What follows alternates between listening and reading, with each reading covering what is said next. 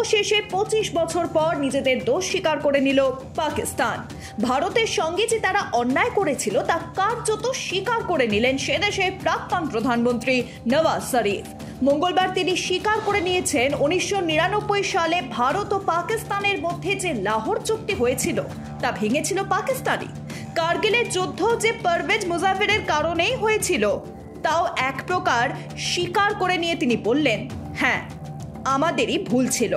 ভারত পাক কূটনীতিতে 1998 সালে মে মাসের উত্তাপ ছিল ভয়াবহ। ওই বছরের 11 থেকে 13 মে ভারত প্রথমে 3টি ও পরে আরও 2টি পরীক্ষামূলক পারমাণবিক বিস্ফোরণ ঘটায়। তার পাল্টা ওই মাসেরই 28 তারিখে পাকিস্তান 5টি পরমাণু বিস্ফোরণ ঘটিয়েছিল। সেই পরমাণু বিস্ফোরণের আবহে উত্তেজনা বাড়লেও পারিপার্শ্বিক কূটনৈতিক পরিস্থিতিতে তা কমানোর জন্য উদ্যোগী হয়েছিল দুই দেশই। পরের বছরেই চালু হয়েছিল দিল্লি লাহোর বাস পরিষেবা। 1999 সালের 19 ফেব্রুয়ারি সেই রুটের প্রথম বাসে চড়ে লাহোরের শীর্ষ বৈঠকে যোগ দিতে পাকিস্তানে যান ভারতের তৎকালীন প্রধানমন্ত্রী অটল বিহারী বাজপেয়ী। 21 ফেব্রুয়ারি নওয়াজ শরীফের সঙ্গে লাহোর ঘোষণাপত্রে সই করেন তিনি। শান্তি ও স্থিতাবস্থা বজায় রাখাই ছিল সেই চুক্তির মূল লক্ষ্য।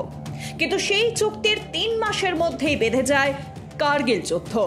আর 1998 সালের 28 মে 5টি পরীক্ষামূলক পরমাণু বিস্ফোরণের বর্ষপূর্তি উপলক্ষে মঙ্গলবার নিজের দলের সভায় নওয়াজ তিনি বলেন, 1998 সালের 28 মে পাকিস্তান 5টি পরীক্ষামূলক পরমাণু বিস্ফোরণ ঘটিয়েছিল।